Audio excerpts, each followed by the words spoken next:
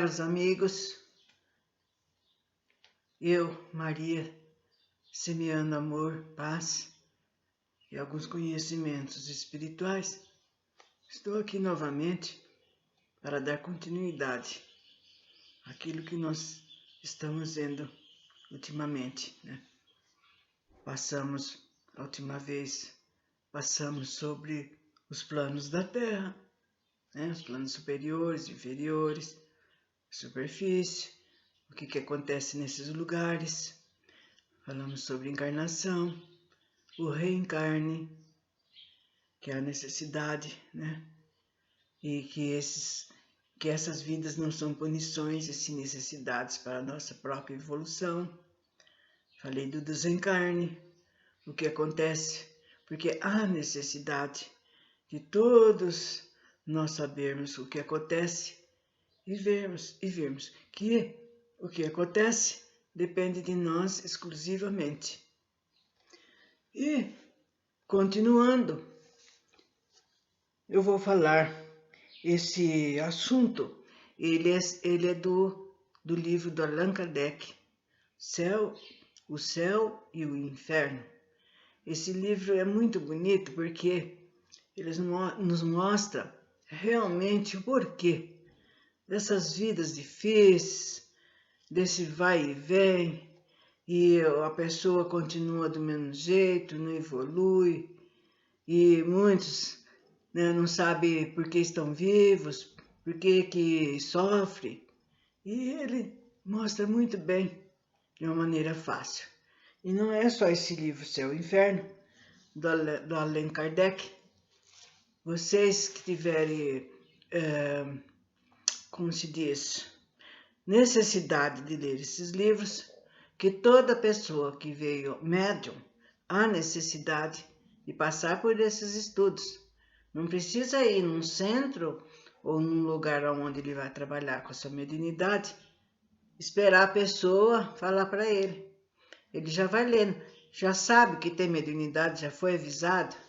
E então começa desde o primeiro livro do Allan Kardec, né, o Principiantes Espíritos, o Evangelho segundo o Espiritismo, o livro dos Espíritos, o livro dos Médiuns,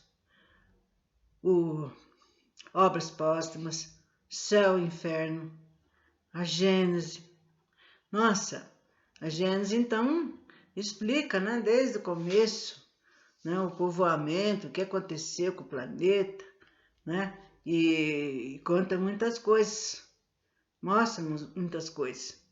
E muitas coisas e que há necessidade de nós sabermos, porque ainda, às vezes a gente conversando, ainda tem pessoas que acham que o nosso planeta foi feito em 7 dias, né? Então, tem muita coisa que a gente tem que ler, e porque não foi dito de uma maneira bem explícita, porque naquela época, na época do Kardec, nós não estávamos ainda em condições de entender muitas coisas, né? Assim como quando Jesus esteve aqui, ensinando-nos tudo por meio de histórias que ele chamava de parábolas. Então, a mesma coisa agora. Se a gente lê numa Bíblia, lê num livro sobre uma determinada coisa, nossa, ela tem que ver que é no sentido de floreado, né? Foi um meio de fazer se entender. Mas tem pessoas que lê ao pé da letra e acham que é aquilo. E por isso que nós temos que ler, refletir, né? E pode também comentar, conversar com outras pessoas, não brigar, porque tem gente que vai falar as coisas e se desentende, né? E política, religião, não é para se bater boca, né? Deixa para lá. Então,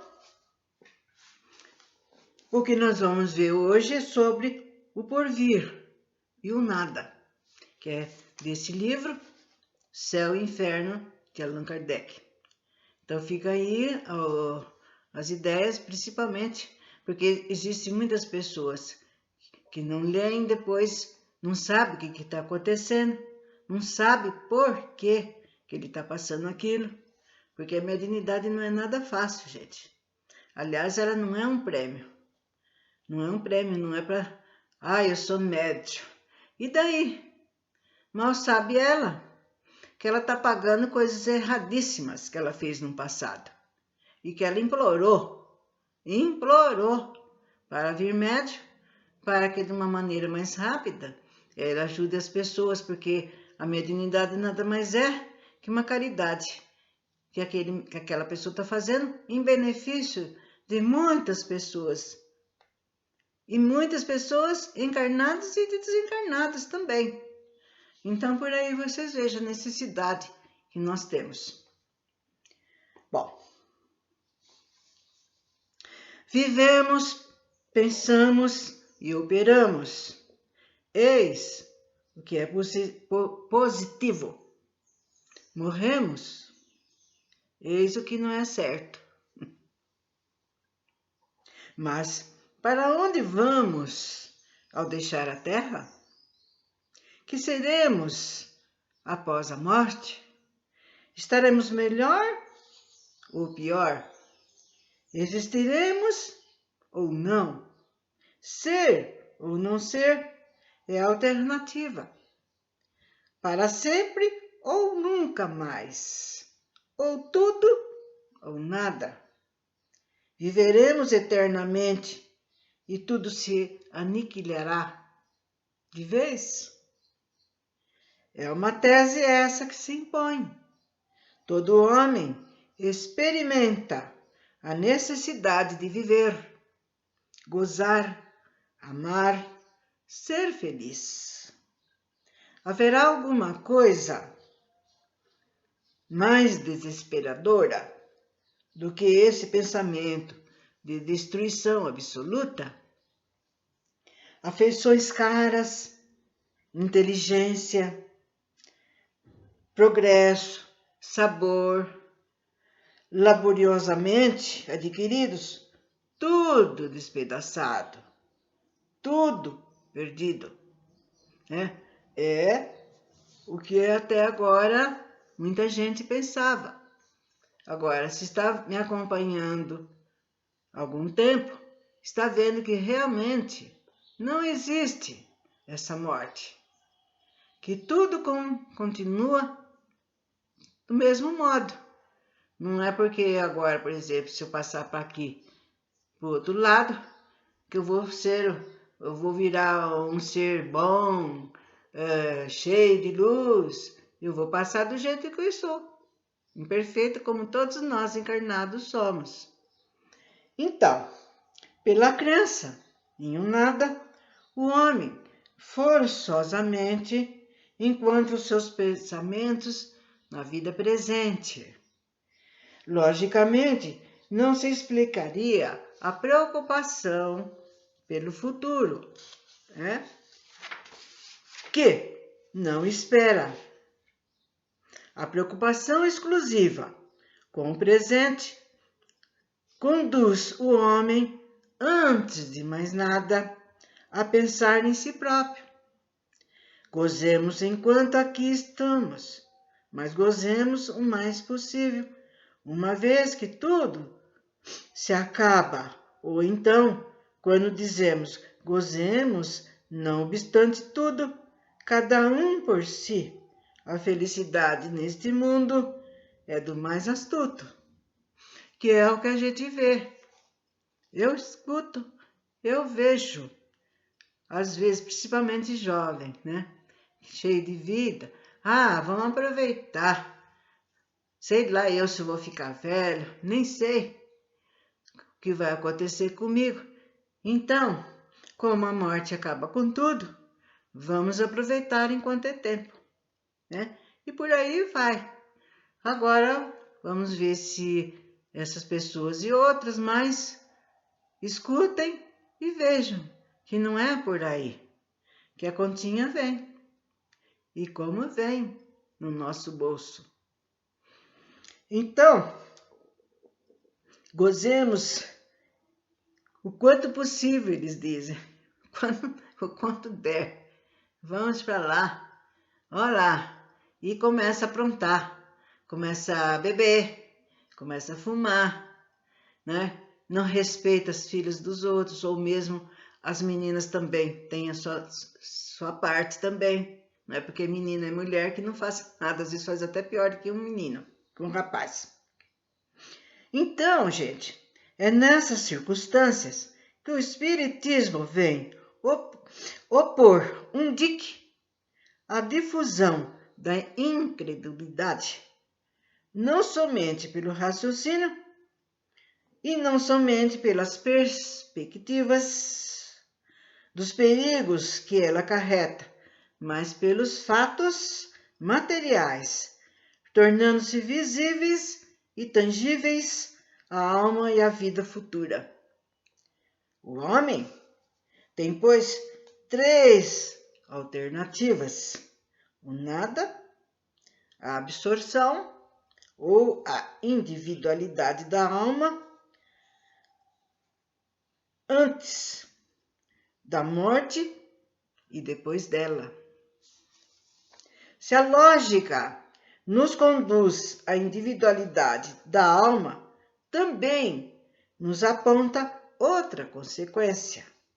O destino de cada alma deve depender das suas qualidades pessoais, pois seria irracional admitir a alma atrasada do selvagem como a do homem perverso estivesse no nível do sábio, do homem de bem. Então a gente não pode fazer essas qualificações assim e de falar que um é igual ao outro, né? A gente tem que ver o que a gente está medindo, o que a gente está falando. Segundo os princípios de justiça, as almas devem ter a responsabilidade dos seus atos, mas para haver essa responsabilidade de seus atos, precisa que elas estejam livres, com escolhas de bem e do mal, sem o livre-arbítrio. Há fatalidade. E com a fatalidade não coexistiria a responsabilidade. Se a religião apropriada, em começo aos conhecimentos limitados do homem, tivesse acompanhado sempre o movimento progressivo do espírito humano, não haveria incrédulos, porque na própria natureza do homem, as necessidades de crer. E ele creria, desde que se lhe desse um conhecimento espiritual de harmonia com suas necessidades intelectuais, né?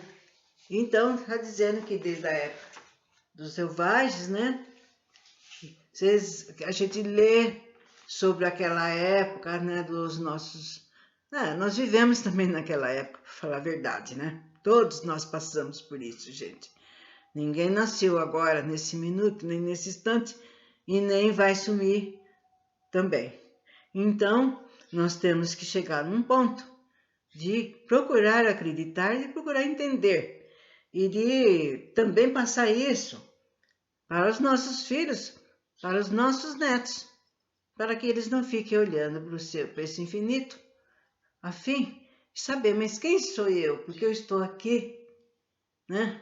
Por que morreu minha irmãzinha querida? O outro fala, como é que é triste ficar cedo sem o papai? E assim por diante. Então ela vai entendendo quais são as razões daquilo que nós estamos passando aqui no planeta.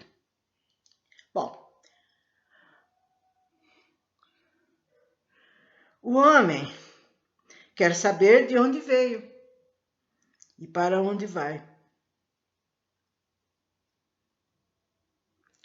Mostrando-se-lhe um fim que não corresponde às suas aspirações, nem à ideia que ele faz de Deus, tampouco aos dados que lhe fornece a ciência, impondo-se-lhe a mais para atingir o seu desiderato,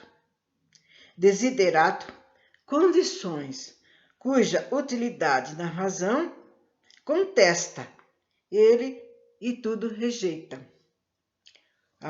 O materialismo e o panteísmo parecem-lhe mais racionais, porque com eles, ao menos, se raciocina e se discute falsamente, embora. E a razão, porque antes raciocinar em falar do que não raciocinar absolutamente. Apresente-se-lhe, porém, um futuro condicionalmente lógico, digno em tudo da grandeza, da justiça, da infinita bondade de Deus, e ele repudiará o materialismo e o panteísmo, cujo vácuo sente em seu foro íntimo e que aceitaria a falta de melhor crença.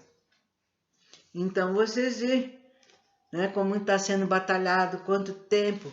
Gente, não é só aqui que o pessoal se reúne para estudar, né? Vocês veem, tem vários núcleos de estudos, não é só o espiritismo, né? Tem o esoterismo, né? A Rosa Cruz, né? Aqui em Limeira também tem núcleos de pessoas que se reúnem com essa finalidade única, de mostrar no que a gente tem que mudar, no que a gente tem que operar, né? Qual é o mecanismo, por que acontece isso. E a mesma coisa na vida espiritual, gente. Ninguém para de estudar e de se reunir com a finalidade única, com o quê? Com a única razão de poder, quanto melhor, esclarecer a todos nós, né? Porque assim as pessoas ficam conhecendo que a vida continua e que nós mesmos dependemos da nossa felicidade. A gente mesmo depende da gente. Não fica esse negócio de, não, eu vou fazer porque ele fez, vou me vingar de fulano, né? Ah, eu tenho ciúmes de fulano. Que ciúmes, que inveja, gente. Para que isso? Vamos viver na santa paz, né? No amor. O amor que impera em tudo, na mais terra plantinha, no inseto que você nem está vendo. Por isso, eu vou terminando agora, ficando em haver na próxima vez a continuação do porvir, do nada. Até breve.